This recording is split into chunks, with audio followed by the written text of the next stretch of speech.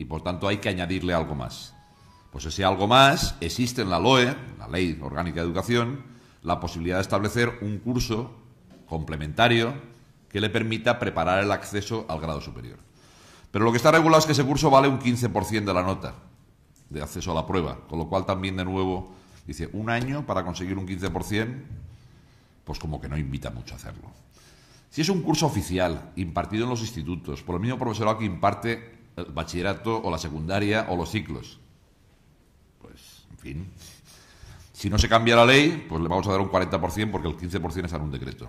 Y si hay algún tipo de cambio normativo de más alto grado, pues la idea es que pueda, a través de ese curso complementario en el que se imparta aquello que en bachillerato es imprescindible para poder acceder a un grado superior, lo tenga ahí. Ya estamos ahí.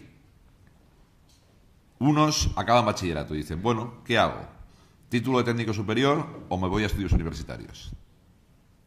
Que conozca lo que implica una opción y la otra, que conozca las posibilidades de inserción laboral que se producen también en un ámbito y en otro, y con toda la información que se tome la mejor decisión. Pero que sepa también que no son opciones irreversibles. Que si hace un ciclo de FP de grado superior, al acabar accede directamente a la universidad. Y eso es lo que se regula en las actuales pruebas de acceso a la universidad. Porque, en definitiva, ¿quiénes son los alumnos que hacen una FP de grado superior? Alumnos que tienen bachillerato más 2 años. Bueno, pues bachillerato más 2 años se supone, y por eso nos ha puesto además una prueba añadida, que ya es suficiente como para entrar en general, no digo una carrera determinada, sino en general a estudios universitarios. ¿Qué vamos a hacer ahora? Sacar un decreto de reconocimiento mutuo entre estudios universitarios y estudios FP de grado superior. Es decir, un alumno que hace el bachillerato, hace un título de técnico superior en formación profesional, dice, quiero continuar estudiando. Si va a la universidad, algún título de grado que tiene relación con lo que ha estudiado en la FP de grado superior, pues habrá convalidaciones. Habrá créditos universitarios que ya tenga aprobados y viceversa. Hay un montón de universitarios que a mitad carrera o con la carrera acabada se matriculan luego en un ciclo de FP de grado superior para intentar mejorar sus posibilidades de inserción laboral. Pues también, evidentemente, que tengan módulos ya aprobados, porque lo que han estudiado en la carrera ya les permite tener una convalidación de estudios. Cuento esto no solo por la información de lo que supone, sino sobre todo con la idea de pensar que cualquier itinerario formativo tiene que tener siempre posibilidades de tener permeabilidad de unos con otros y de tener mecanismos que impidan que uno se quede cortado. Pongo otro ejemplo. La actual prueba de acceso a la universidad, la que se estaba haciendo hasta ahora. Si un alumno elegía mal en el sentido de que no sabía que quería ser de mayor, claramente, o elegía una cosa a los 16 años, una modalidad de bachillerato, y luego a los 18 le apetecía hacer otra carrera universitaria a la cual, digamos, no conduce esa modalidad de bachillerato. Y decía, bueno, me pasa esto, lo siento. Dice, no, pero repito bachillerato. Dice, no puedes repetirlo porque lo tienes aprobado. Deme alguna salida, ninguna. Es decir, si alguien se equivoca a los 16 y no elige las materias correspondientes, luego ya haberte pedido muerte, como dice el chiste. Pues, ¿qué hace el nuevo decreto de acceso a la universidad? Decir de qué materias se tienen que examinar. Si las han cursado, evidentemente, mejor. Pero si no las han cursado, podrá dedicarse, aunque sea perdiendo un año, perdiendo entre comillas, porque ahí no sería tanto perder, sino tener la capacidad de poder reorientar su elección anterior. Pues que se la estudie, que se la prepare y que se examine. Y, por tanto, quiere decir que buscamos mecanismos que impidan que una elección tomada en un momento determinado no condicione ya todo tu desarrollo posterior.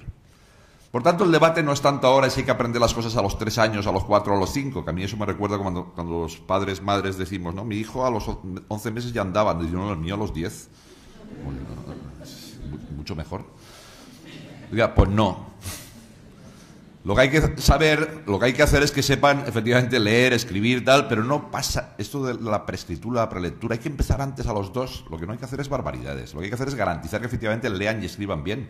Y ahí hay debates que se irán produciendo a lo largo de la vida de cuál es el momento más adecuado para introducirlo. Pero el esquema no tiene que ser correr más. El esquema es garantizar que los aprendizajes imprescindibles los garantizamos a todos. Y en eso también tenemos en general mucha influencia, no siempre positiva, las madres y los padres. Yo me acuerdo que a la tal edad ya sabía hacer no sé qué y mi hijo todavía no. Y se produce una presión hacia los centros que, con perdón, no tiene mucho sentido. Entre otras cosas porque podremos estar equivocados o acertados, pero se supone que los expertos en eso no somos los padres y las madres. Los expertos son otros profesionales que tienen que estar dedicados a ver cómo se orienta y cómo se organiza la enseñanza desde las primeras edades y desde las siguientes. Lo peor que le puede pasar a un profe es tener como tutor en su grupo a varios padres de alumnos que son profes también. Entonces sí que ya la hemos liado. Porque ya no actúan como padres, sino que actúan como profes que también se meten a discutir si hay que organizar así la enseñanza de la física, de las matemáticas o de la lengua. Creo que hay que separar claramente el papel que tiene cada uno. Yo creo que los padres y las madres tenemos que participar mucho en muchas cosas del funcionamiento general del centro. Y tenemos que reprimir todo lo que pensemos de aspectos específicos a los cuales nuestras ideas, con perdón, son producto de nuestra deformación inicial o de lo que nos dedicamos, no de nuestro papel de padres o madres. Y creo que ese tipo de cuestiones también es importante porque eso facilita o no las relaciones en los centros entre el profesorado y las familias. Cuando se considera que uno se está metiendo donde no le llaman, pues a partir de ahí se genera una situación complicada. Y por tanto, creo que se ha avanzado mucho en los últimos años en esos ámbitos, porque al principio, pues no siempre, digamos, sobre todo los institutos de secundaria, donde había menos, digamos, tradición de la presencia de padres y madres en el día a día de los centros, también producto de que cuando uno tiene niños pequeños, pues está como mucho más encima, y conforme crece se supone que hay cosas que está bien que les demos, como también te decía la directora en su presentación, más autonomía, más capacidad incluso de equivocarse, para que puedan tener formas de ir también aprendiendo en ese ámbito a lo largo de la vida. Pero hay otras que hay que seguir estando encima, por mucho que sean mayorcitos.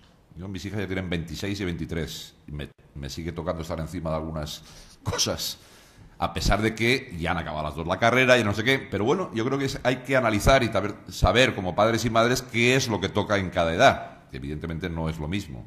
Y como no somos adivinos ninguno, pues no estaría mal que este tipo de jornadas de intercambio de experiencias, de conocer qué se hace en otros sitios, de qué actividades están haciendo, son las que creo que nos permiten aprender. Porque nacemos con la capacidad biológica de ser padres o madres, pero no nacemos con la formación ya de cómo hay que actuar después en todo el proceso educativo de nuestros hijos.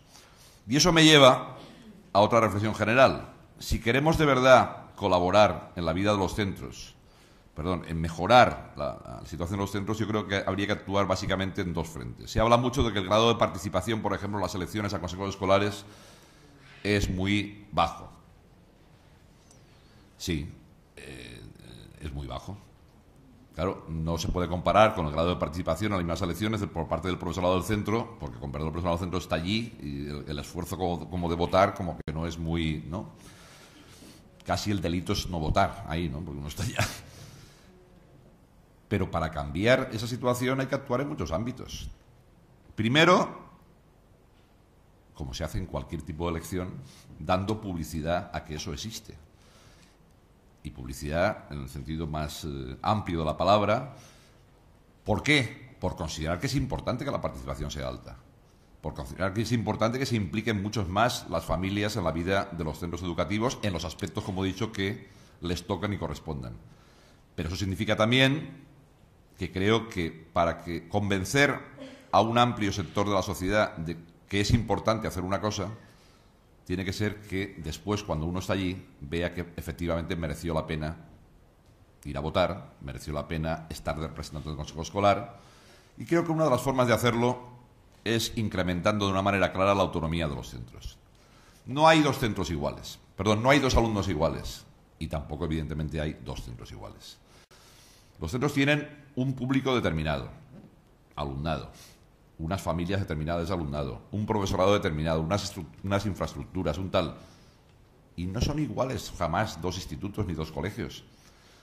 Por tanto, yo diría, como titular, los centros no deben tener, desde mi punto de vista, ninguna autonomía para seleccionar al alumnado que se matricula. Ahí tienen que matricular al que les viene por la zona o por lo que se ha establecido en la normativa correspondiente.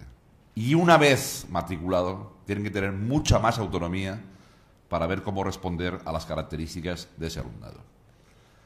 Creo que la Administración tiene que hacer muchas más orientaciones y muchas menos normas de obligado cumplimiento en algunos aspectos de la vida diaria de los centros. Por tanto, no quiere decir que haga menos cosas, no. Orientaciones, las que hagan falta, millones, como orientaciones. Pero luego hay que cumplir un marco básico y autonomía de los centros, con organismos, evidentemente, de control y de participación, como es el Consejo Escolar en un ámbito, como es el claustro en otro, como son los departamentos, como es la inspección, como son mecanismos de evaluación que hoy no están establecidos de una manera, digamos, sistemática y habrá que establecer. Vuelvo a la referencia de las competencias básicas. Yo en primaria no entraría tanto al detalle de decir lo que tienen que ver en cada curso, cada hora, que no sé qué. No. Tiene usted que garantizar en los 6 años de primaria que los alumnos acaban dominando estas cosas. Estas.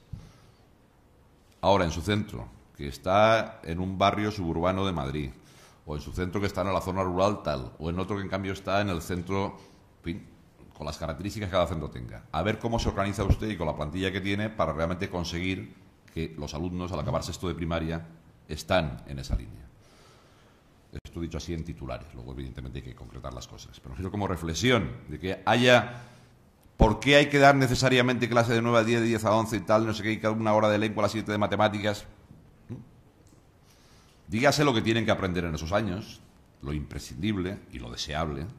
Dígase cómo hay que organizar la plantilla para poder responder a eso y a partir de ahí que el centro, llevando un proyecto concreto, con el visto bueno del Consejo Escolar y conociendo cómo se va a organizar y por qué.